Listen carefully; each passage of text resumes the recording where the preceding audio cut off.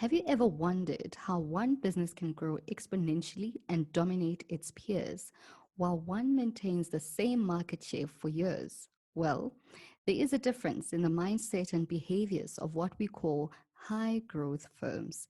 This is the Wellness for Entrepreneurs podcast. In this episode, I speak to Jito Kayumba about how the founders or entrepreneurs behind high growth firms think. Jito is a partner at Kukula Capital, a private equity and venture capital firm in Lusaka, Zambia. Jito is an investment professional and sits on many public and private company boards, both in Kenya, South Africa, as well as Zambia. He led investments in many small and medium entities across these countries. Jito is also a thought leader and speaker in his field and is one of the speakers from the collaboration between Wellness for Entrepreneurs podcast and Eagle Wings Consulting, a pan-African networking and events management company founded by Candy Kasonkomana. Jito, we are honored to have you on the Wellness for Entrepreneurs podcast, exploring this very important topic with you. Welcome. Thank you. Thank you so much for having me. It's such a pleasure. Thank you. Let's get right into it. Let's start talking about what high growth All right. firms are. It is difficult to talk about high growth firms without thinking about Google, which was founded by Larry Page and Sergey Brin 23 years ago. In your view, what is a high growth firm and how is it different from a normal small and medium enterprise? I think it really comes down to scalability, right? And scalability is one of the metrics you use to measure how quickly a company can grow in terms of assets, grow in terms of customers, and in terms of, most importantly, revenue. So, and most of these companies that are high growth tend to be those that sit within the technological ecosystem that leverage on new technologies that are ICT based, web based applications. And this day and age, you hear things about machine learning and so on and so forth. So that's really a very basic and simplistic way of answering that question. It's a highly scalable business, or businesses that also have the potential to scale or have essentially scaled. Absolutely. One of the things I find fascinating about high growth enterprises is the ability to scale fast. So they grow their revenues almost 20% per annum and make at least 10 times more ROI for their investors. So that is really amazing. And one of the most fascinating things about high growth enterprises is also the difference in how they think. In other words, how the entrepreneurs behind them think. As a partner in a private equity firm, what has been your experience and journey with these enterprises in terms of their thinking, as well as how they actually achieve this tremendous type of growth? I think the first thing that I've recognized in my whole journey being in the sector is, like any time anyone is learning or is growing in business, is you're going to make a lot of mistakes. So, the first thing I learned is that it's good to get to know people, understand what their ethos is, and get to understand what drives them beyond money, right? Some people's devotion and addiction, in fact, I'll even say obsession with creating a solution is ultimately what allows them to create those entities, those businesses that essentially scale. So I'm attracted to passion. I'm attracted to those type of entrepreneurs, and everything else somewhat follows. And from my personal experience, I think working within the private equity space, I've been privileged to interface with so many entrepreneurs who are looking to raise money, of course, to scale. I mean, ultimately, that's what Kukula is all about. Really, it's about providing growth capital. So we're on the lookout for scale, for high growth companies, people whose mindset, whose demeanor, whose illustration of competence is speaking to our vision to grow with those entities. And it's not just a financial play. It's really about being involved with people who are looking to create real value, tangible value, because ultimately that's what creates that attraction with customers as well, because customers are the ones who at the end of the day drive scale. If you create a product or a service that becomes ubiquitous, like Google, like many of these other offerings, it's because value is being created. And that's the reason we use these till this day, and we'll continue to use them for a while until another disruption happens and we start to use some other technology. So that's a little bit of my experience, interacting with entrepreneurs and their mindset and what really gets me going. Awesome. So you spoke about a couple of things, right? So you firstly spoke about motivation and passion. And then you mentioned something quite interesting, both, in the beginning when we were speaking as well now, which is something around technology, disruption, and value for customers. And I just want to pick on those words that you mentioned, which is really around the characteristics or the unique characteristics of what distinguishes a small, medium enterprise from a really high growth and exponential one. And so when we look at research and theory, it actually says that a lot of these founders are highly skilled and educated, and in creating value for customers are using new knowledge. I mean, has this been your experience of finding really educated, sophisticated entrepreneurs who are using new knowledge to create new value and are therefore scaling their businesses tremendously? Absolutely. I think education is a very important aspect. I always believe that you can be a successful entrepreneur without education. But the thing about education, though, is that it makes sense of a lot of things. It enables you to adopt certain things. It enables you to look at the world differently. I mean, we all know what gaps, particularly as entrepreneurs, and many entrepreneurs out there, basically create businesses to fill gaps, to solve problems. Now, one of the best ways to solve problems is using what enables efficiency. And one of the biggest enablers of efficiency is technology. And usually anyone who has any know-how from a technological standpoint comes with a strong level of education. So definitely education is one. Two is exposure.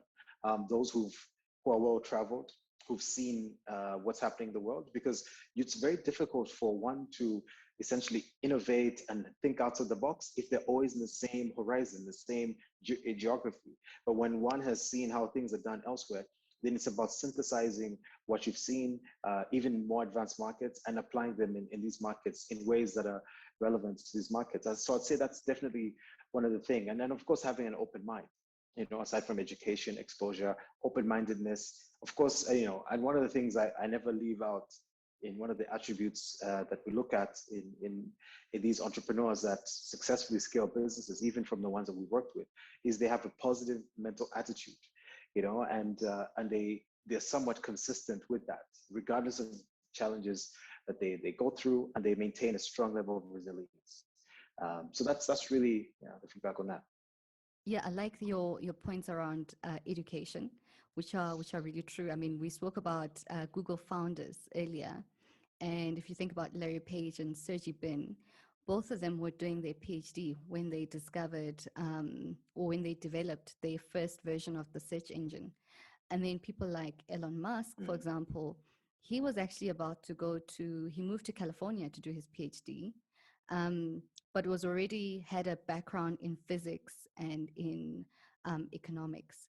So one of the interesting things as well is that not only are these founders educated or open-minded and are getting experience from somewhere else, but they also have access to highly skilled talent. I mean, have you seen this as well, that these founders tend to partner with people or work with employees that are really talented and highly skilled?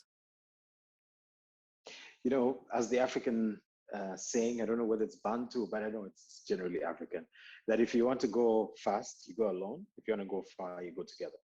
And these entrepreneurs who've scaled in a way where they've gone as far as they've gone, it has required collaboration of like minds, or minds who fill the gaps that they have.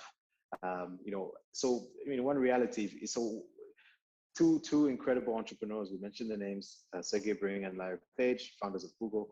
The thing that they had that was lacking, they had the competence to create the technology and put it together, but they didn't have the business competence. So they had to hire someone.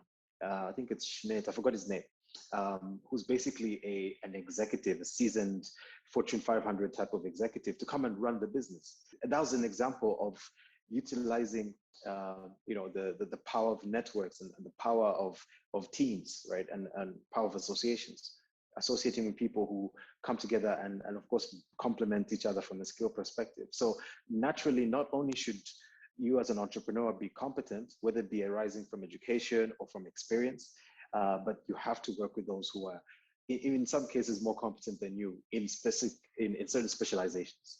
Because really, scale, because we're talking about high growth businesses, requires a significant amount of moving parts, whether it be not just from a technology standpoint, but also people, individuals who are implementing sort of areas in your business that just continue to take it forward. Yeah, so if a company does all of this, should they immediately expect success?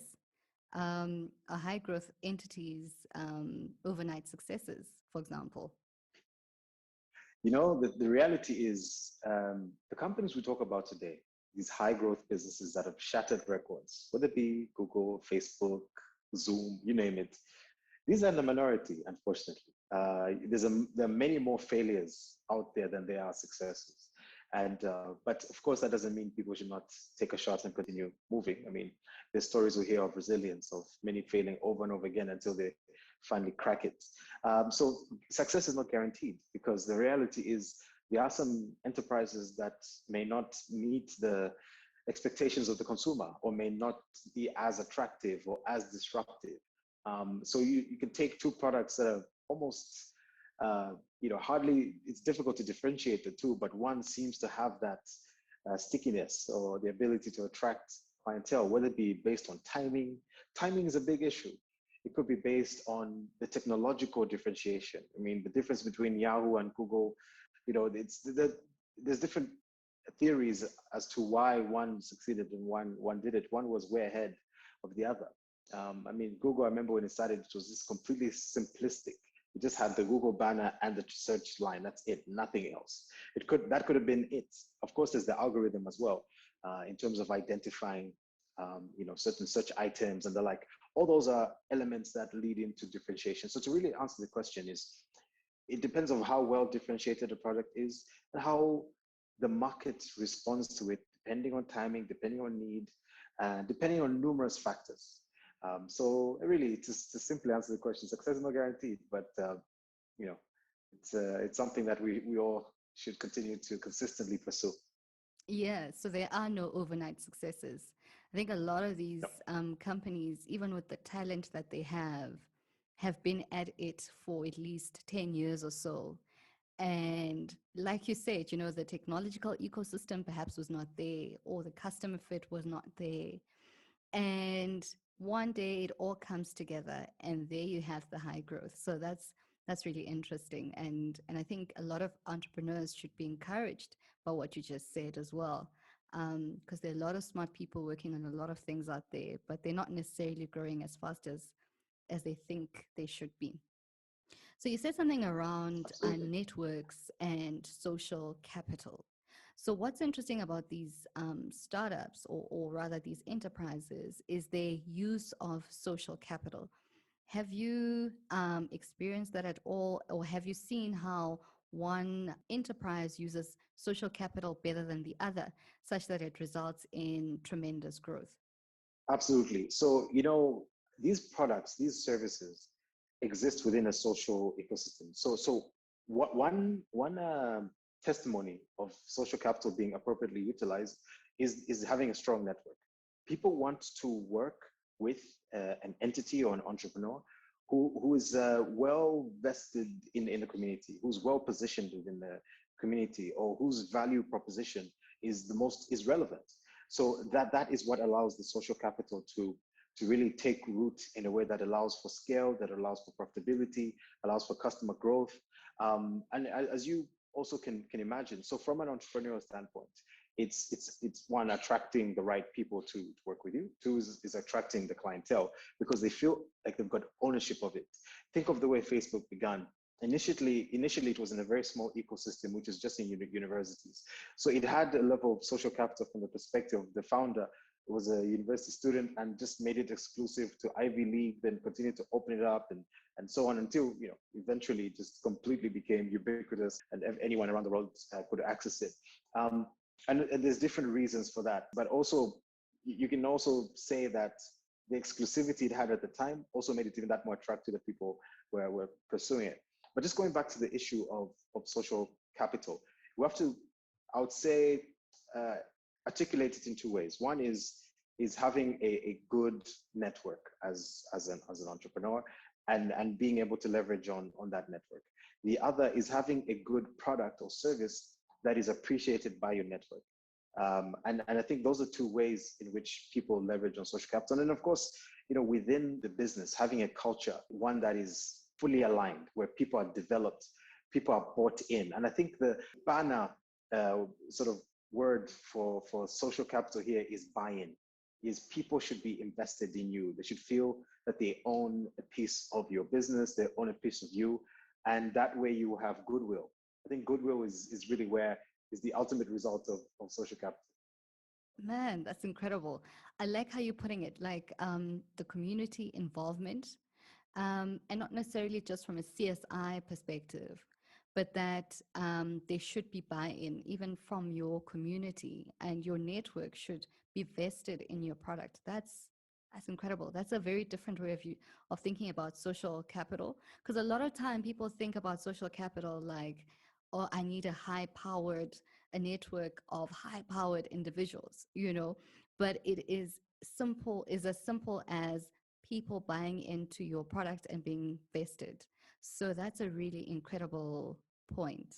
And I just want to move the conversation along to access to venture capital. So a lot of these startups or these high growth enterprises, they're quite strategic in their use of financial capital. So in your view, especially being in the private equity space, when an entrepreneur or startup that comes to you looking for this type of capital, what are the things that you think that these high growth firms are thinking about when they approach investors? So this is from their point of view at this point. We'll talk about what you look for just now. But what do you think are the things that are typically on their minds when they approach an investor? They often need to procure assets that will enable the businesses to scale even further, and to add better value to the production of their value proposition.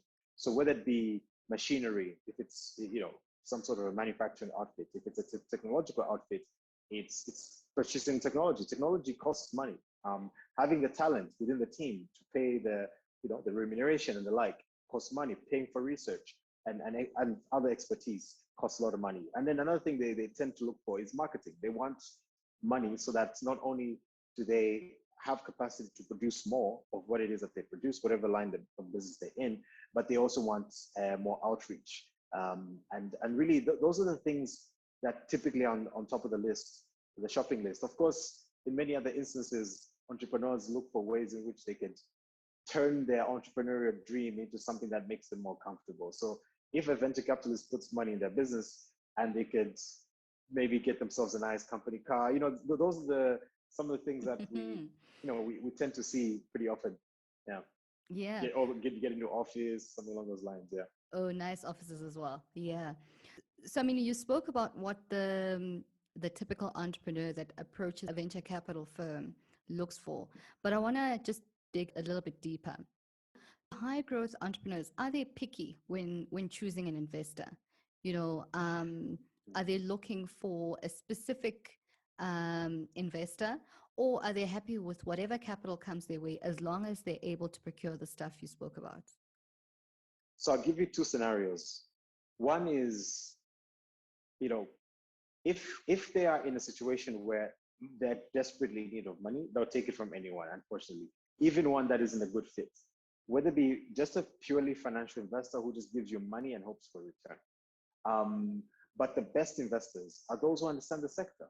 So if you are a Vista Ventures who's accustomed to investing in technology, or Peter Thiel, or one of these people who understand that ecosystem, has done PayPal's, done this, that, done so many sort of tech related or sort of investments, then there you're getting value not only from somebody who is likely to be a board member, but somebody who can help with strategy, someone who can help with markets. So the right type of entrepreneurs, I'll put it that way, will be very selective in who they seek capital for, because it's not just about the money. And that's a very important thing that they must recognize, that it's about what does that money bring? Is it smart money? Smart money will come into the business and know exactly where to sit on the balance sheet and know what assets to procure. And that's not, the latter is certainly what I prefer to see. But generally, you also have a situation, particularly in Africa, People don't care where the money comes from as long as there's somebody willing to write a check. That's what tends to matter more. Mm, I like that. I like the concept of smart money. I really do. Mm. So let's talk about a little bit about what we call the entrepreneurial orientation of these founders. In other words, how these founders are inclined to think from an entrepreneurship perspective. So this is actually one of Mm. my favorite topics, and my master's research report is exactly on this. So I love this. And we're just going to break it down Good. into a couple of things. So it's primarily how entrepreneurs think about innovation, how proactive they are, and how risk taking they are, right? So if we think about just innovation, I think you mentioned it in the beginning to say entrepreneurs are typically trying to innovate.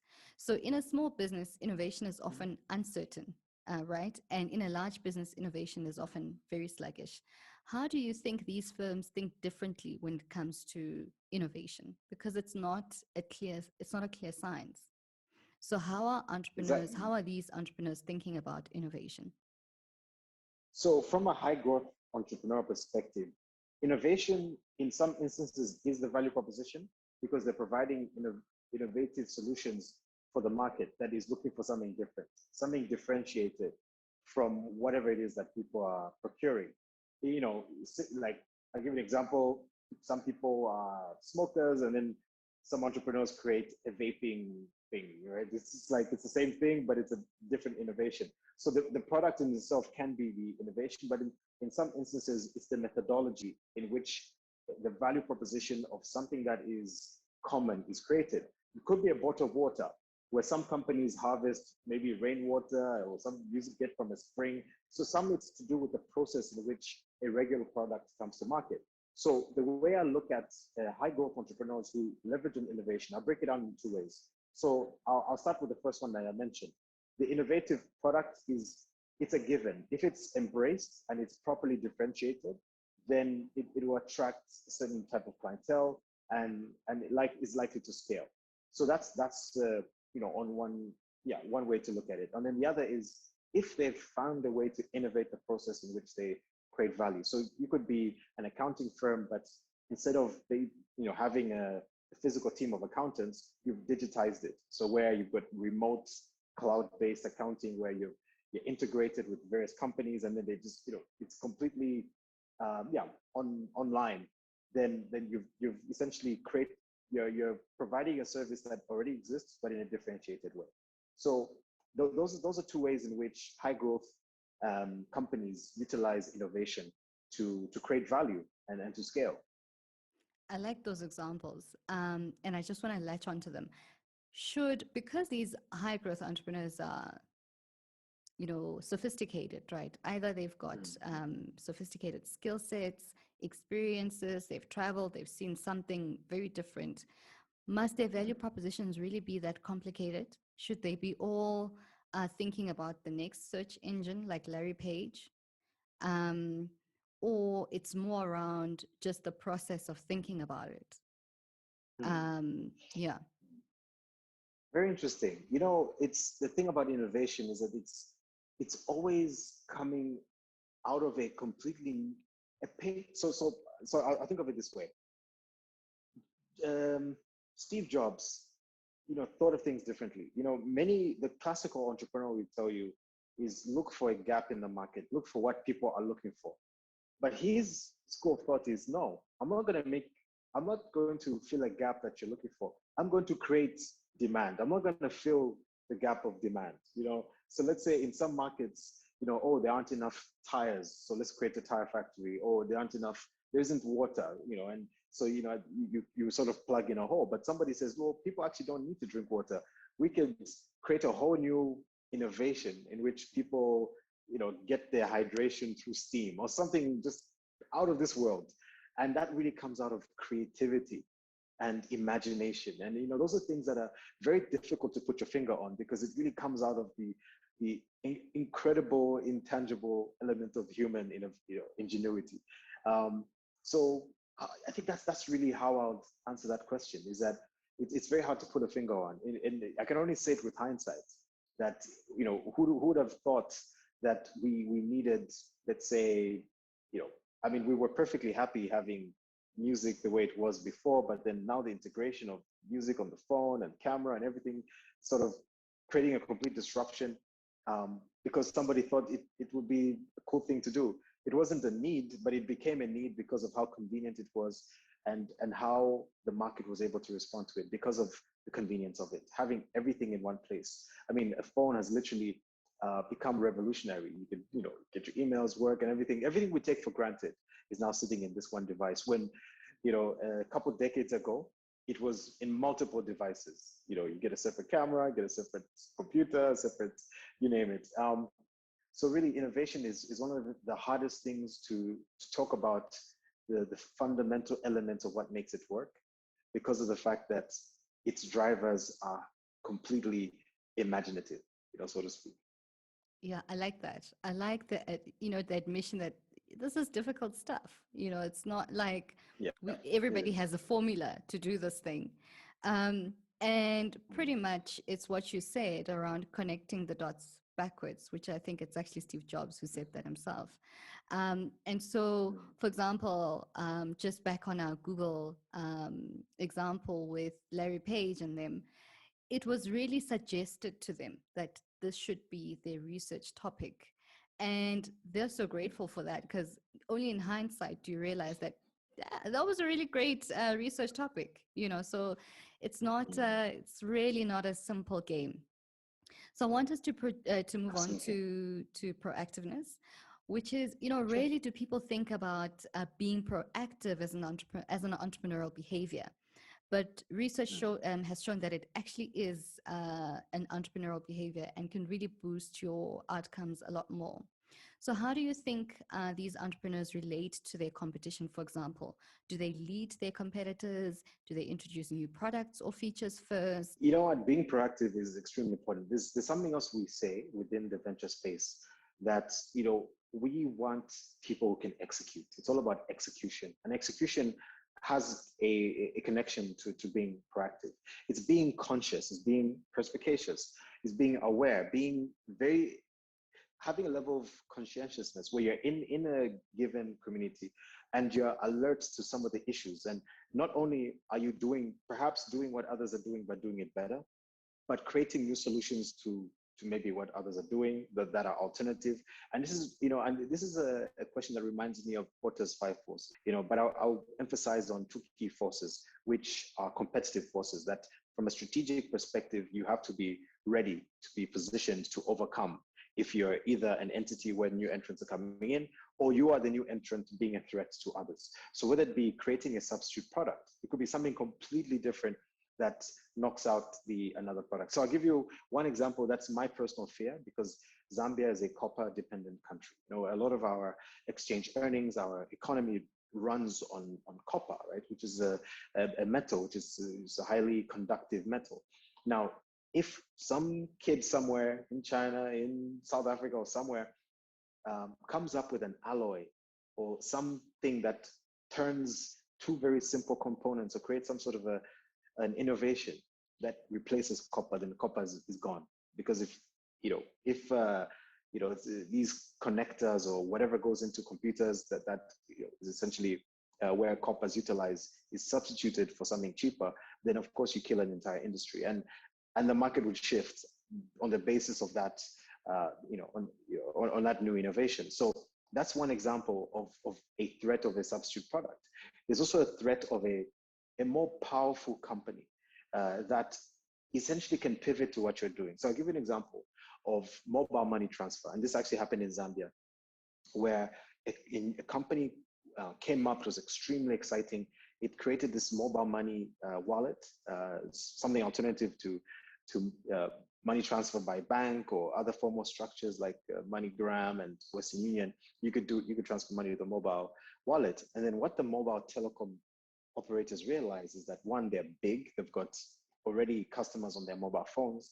So all they can do is replicate that model. And because they have bigger budgets, they do it more effectively, utilizing the systems that they already have in place, and upsell all their GSM, customers into the mobile money space. And it killed the new little innovative business. So consciousness of competition is very important, and being able to react quickly. to trends within the market. And this is why I always talk about being perspicacious. It's not enough to just have knowledge or to have education or know-how. It's very important for you to understand the ecosystem in which you're operating. Who are your competitors? What are they thinking? And anticipating that. Some businesses have a life cycle that would naturally come to an end. There's certain things by virtue of the evolution of technology. Some entities literally become irrelevant by virtue of that. Even though some entities have tried to change and basically become like the new age entity. So I'll give you a perfect example is mobile phones. Nokia was a market leader, Motorola was a market leader, but they were unable to keep up with the way mobile phones sort of went into various iterations or various incarnations, which is now today sort of sitting as a market that's dominated by the likes of Samsung and Apple and a few others. But the ones that led the way in the beginning just couldn't cut it. It could be because of the culture in which they were created. They were dominant at one point, but there is a life cycle to some of to what could have been deemed as an initial innovation. The same way, it is very possible that the likes of Google could also reach the end of their life cycle of relevance, but they're being very clever. They're leveraging on their enormous capacity to buy out new innovations. This is why they make a decision, to buy YouTube, buy Fitbit, buy, just to maintain relevance, because they've got the capacity and the bandwidth to do that. So yeah. Yeah. I actually also, something about what you said made me think about Kodak as well. They were Of course. a leader at the time in the digital photos printing space. And in fact, one of the employees was like, okay, here's an idea, digital camera. And they said, great idea, but we ain't printing, thanks, goodbye. And so absolutely, it's about that consciousness. Proactiveness is about consciousness of where you are. And you're absolutely spot on about Google having, they've got, I think, multiple venture funds just buying out new innovations. So spot on. So how then do entrepreneurs manage risk, by the way? They're taking these, or rather these high growth entrepreneurs, how do they manage risk? They're taking new bets. Most people are not thinking about these new bets. So how are they managing risk?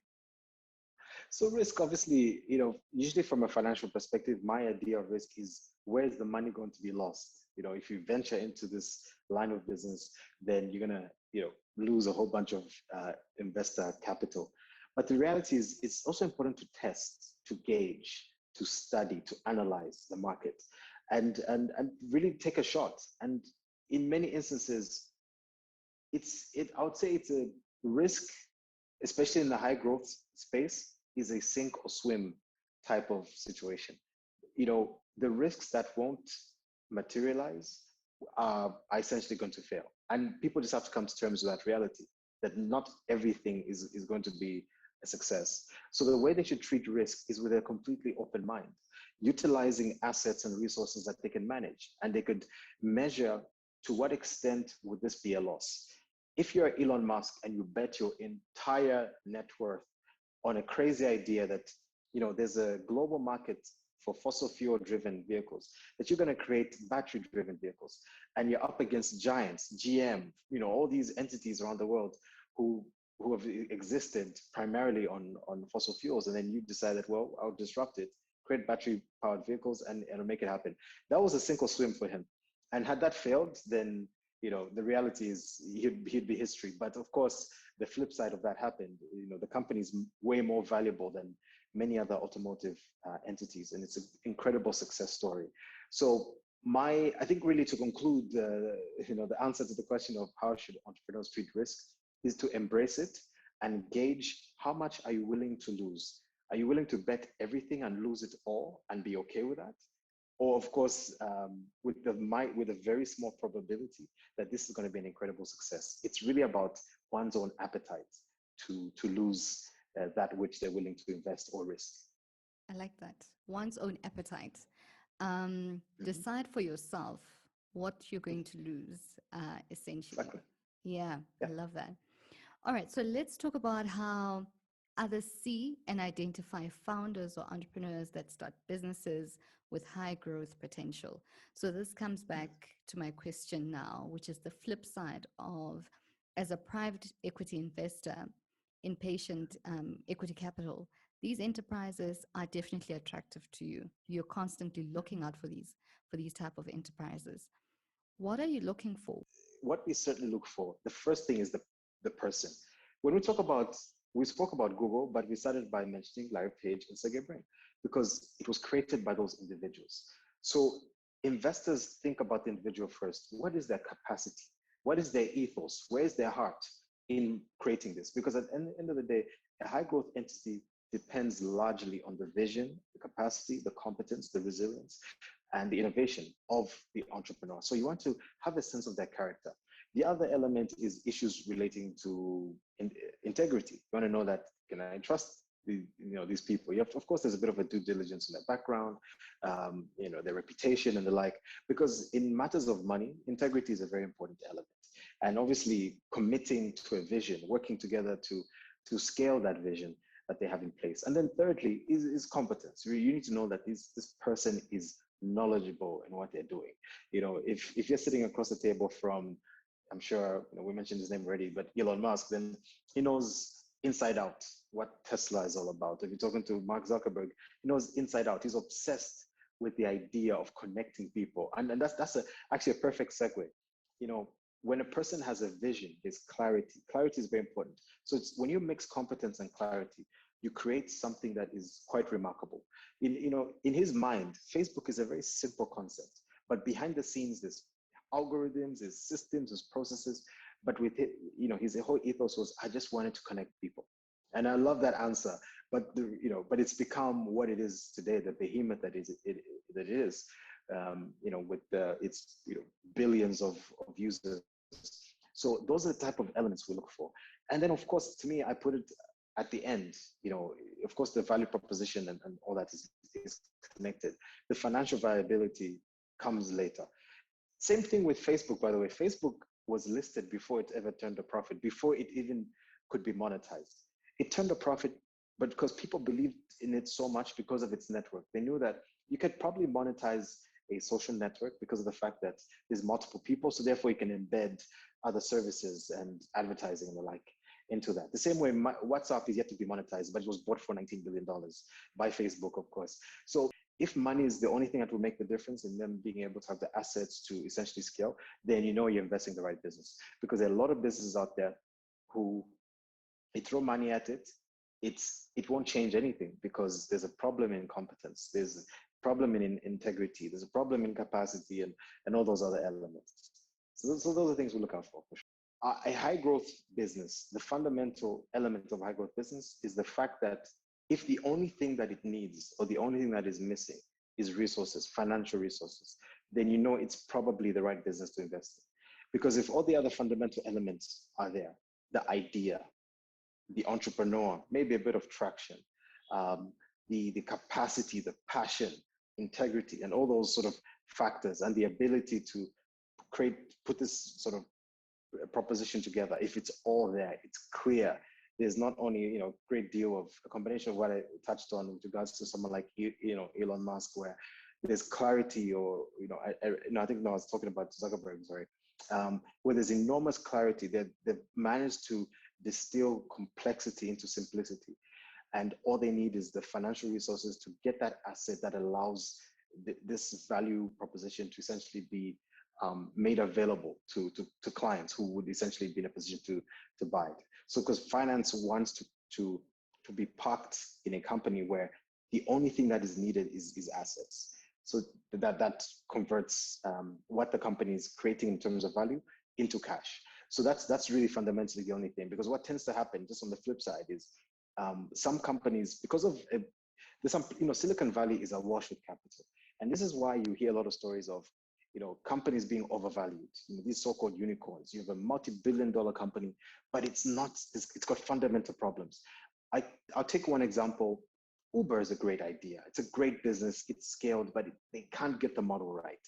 It had some fundamental issues with regards to the founder. There were integrity issues. I touched on the corporate culture. Things just weren't put together the right way in order to get that business to function the right way, to scale the right way. And money wasn't the issue because, SoftBank and all these other companies put in billions of dollars but still couldn't fix it. So it's about being in a situation where you don't want to throw money at a problem that money can't fix. Money should be fundamentally the only thing that's missing, and those are the type of entities we look for. I love that. So, as an accountant, I'm teaching my entrepreneurs to get their financial model right. And you're saying, no, no, Mm, no, hold on. You should be saying to entrepreneurs, get your integrity right, get your passion yes. right, have that clarity with competence, right? Which I really like the point you mentioned around that. So, very valuable stuff. So, how do you assess all of these characteristics at a glance?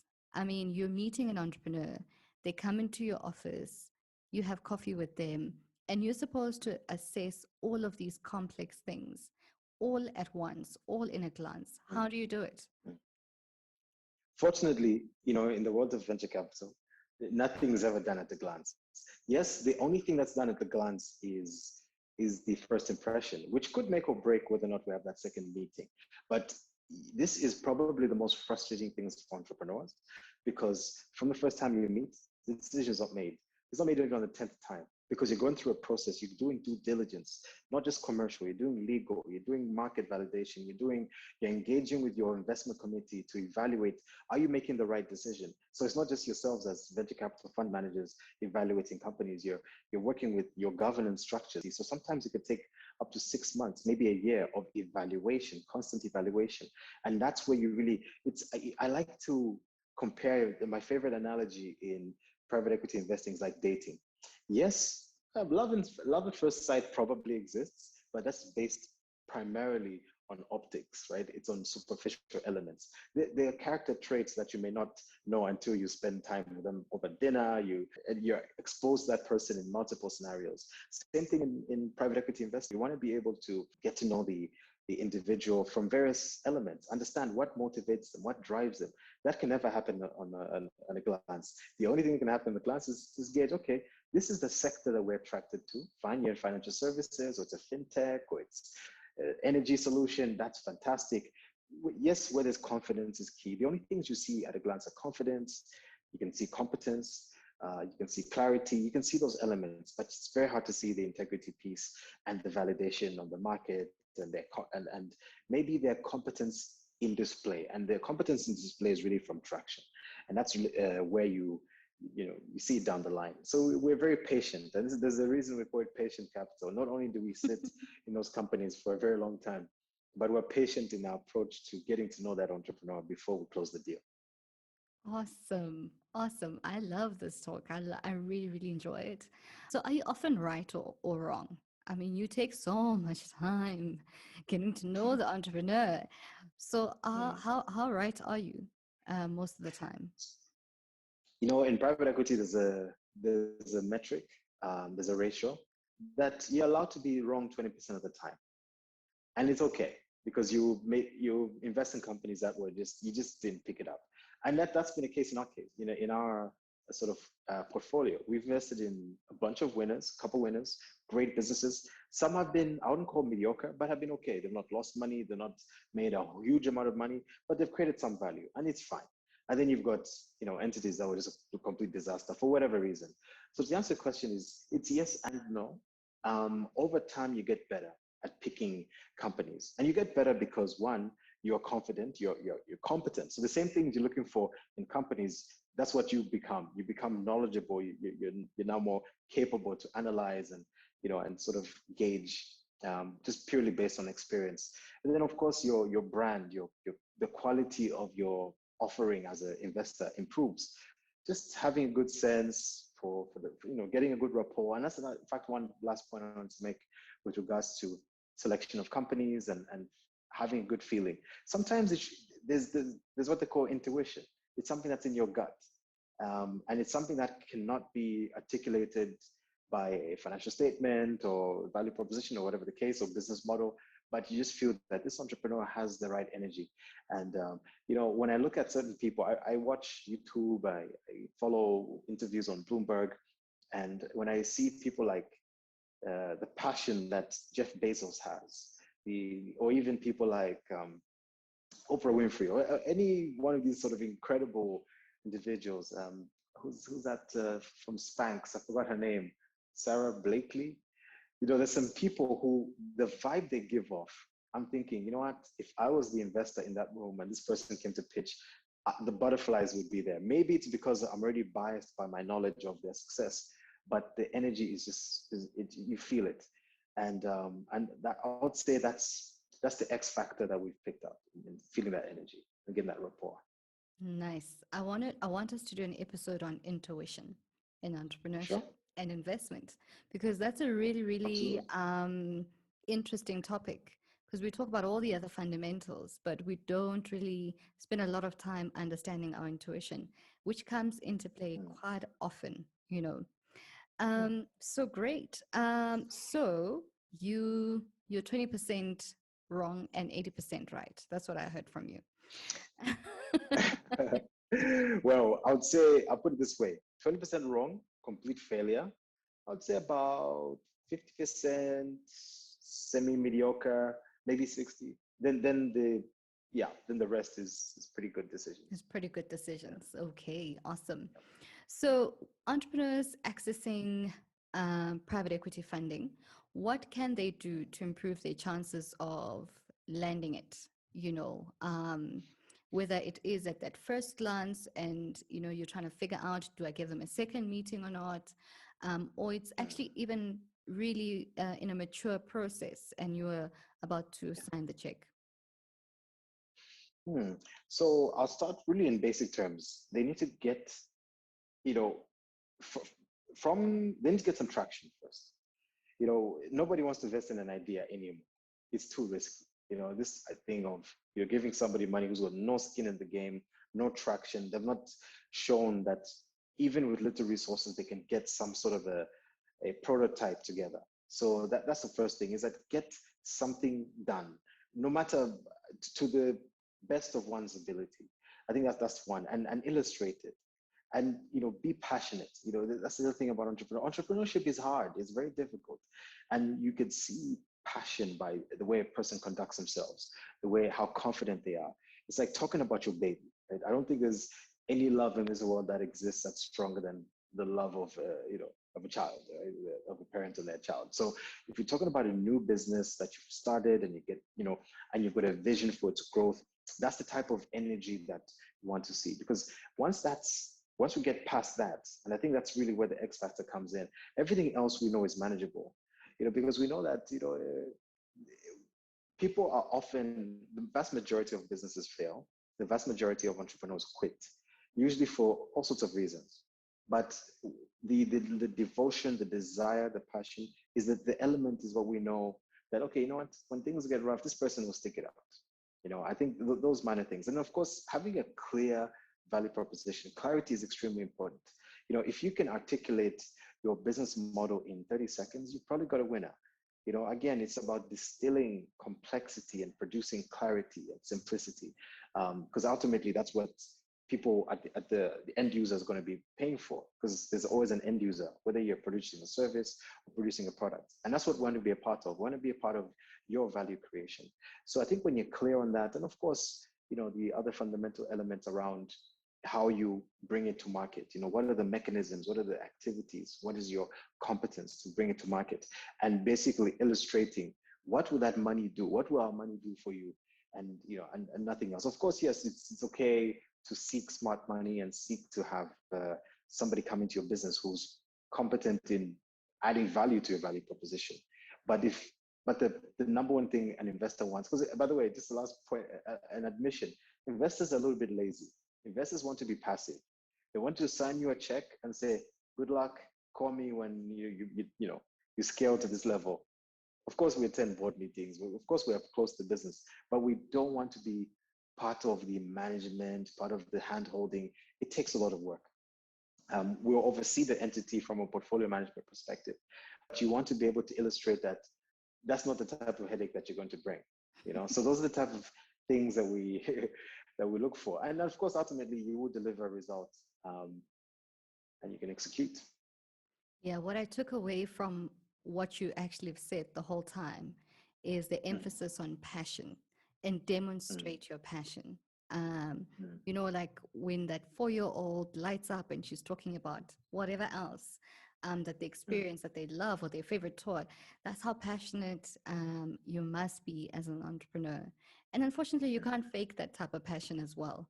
No, no, You, you can't. I suppose those are at a glance type of assessments as well. So my last question to you is really about the African continent. Look, there are a lot of brilliant entrepreneurs here who are high growth enterprises, or who have the potential to be high growth enterprises. And like you said, then the money is the only thing that's missing, and that capital could come from, outside, inside the continent, and so forth. How does Africa improve its private equity ecosystem to enable more high growth enterprises? Hmm. Yeah, that's the one. If one person asked me what were you put on this earth for, it's probably connected to what you just said, is being an enabler for not only a cultural change, but a paradigm shift in private equity in Africa that allows for investment in SMEs, because that's what ultimately will change the fortunes of Africa, grow economies, alleviate poverty, and so on. So now, really to address the question, I'll start by saying governments need to take a much more I'd say active role, and they could do it in a number of ways. One is turning state pension funds, or most of the, particularly state pension funds, for example, that accumulate a lot of financial assets, whether even the treasury itself, and channel, because it's a resource. Government is the biggest convener there is, and of course they discharge duties of creating policy and the like. The other is, on course, a lot of regional integration. Africa should not be looked at as, of course, the world sees it as this monolith, but internally we're extremely different. I mean, the difference between Zambia and Ghana is like night and day. You know, it's the same, probably the same difference between Zambia and Italy. You know, there's differences, but at the same time, we've got a shared history of having a colonial past. Of course, being people of African descent, having similar features, and of course, there's a whole narrative around how people of African descent or Black people are treated globally. So there should be that unifying factor of that those shared characteristics that should compel us to interact a lot more the way the European market interacts, the way the Asian market interacts, where there's trade across countries, and that should be perceived as a market, one that allows for more fluidity of capital, of goods. We've seen that with the new Africa Free Trade agreement that's somewhat being ratified, but not yet actionalized. So those are top two, and there being a more interconnection from a logistics perspective. If Transnet in South Africa worked with the Zimbabwean Rail Authority, worked with the Mozambican and the Zambian, and they're intertwined, so I could get from, in a single route, maybe sometimes nonstop, from Durban to Lusaka, nonstop, or maybe with a few stops in between, because governments are speaking to each other, and they've somewhat decided that, okay, you know what, in order for us to be more interconnected, let's get practical. Let's utilize our infrastructure, our capital, our ability to facilitate trade agreements and tariffs and lift tariffs and the like. Maybe even have single African passports. I don't know, maybe you have to apply for it if you're an entrepreneur. So you don't have to go into any other African country with a visa. You just land and you're good to go to transact and the like. So I feel like more integration of systems, of logistics, of capital, of create more synergies, because we've got different endowments on the continent. South Africa is by far not only one of the biggest economies in Africa, certainly one of the most sophisticated, where a lot of production happens.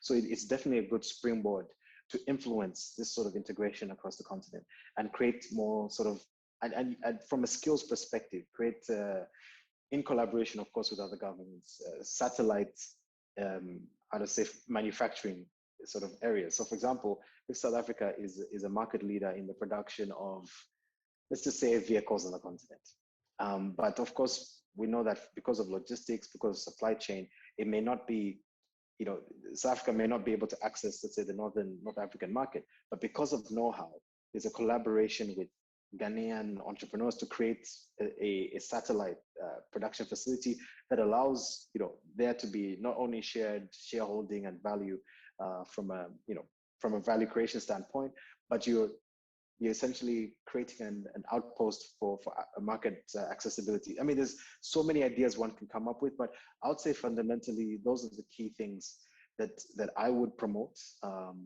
among Africans to transform the entrepreneurial and the investment and private equity ecosystem on the continent. Yeah, Jito, they always talk about pearls of wisdom. You've just dropped bombs of wisdom. So, so Thank you so thank you much. so much for that. I mean, it's just been an episode filled with so much clarity, incredible clarity in terms of how high growth enterprises should be thinking and the type of things we should be doing as investors and as the African continent. So I just want to thank you so much for being generous with your time, your mind, and all your insights. Thank you. Thank you. Thank you for having me. This has been incredible. And, I really, really appreciate the opportunity to speak to you and have access to an incredible audience that you have. And I think this is part of the dream we're realizing, right? I'm here in Zambia, you're down in South Africa, right? And being able to speak from a Pan-African perspective to a wider global audience, a Pan-African audience, and share these insights. I'm sure there's somebody or among many who will be listening to this podcast, who will be inspired, who will want to activate their dreams and bring them into fruition. And who knows, there might be collaboration with either you and I on any of those businesses. Amazing, amazing. I really want to thank you, Jito. Um, Definitely. I hope to see somebody inspired and doing exactly that. Thank you for listening to the Wellness for Entrepreneurs podcast.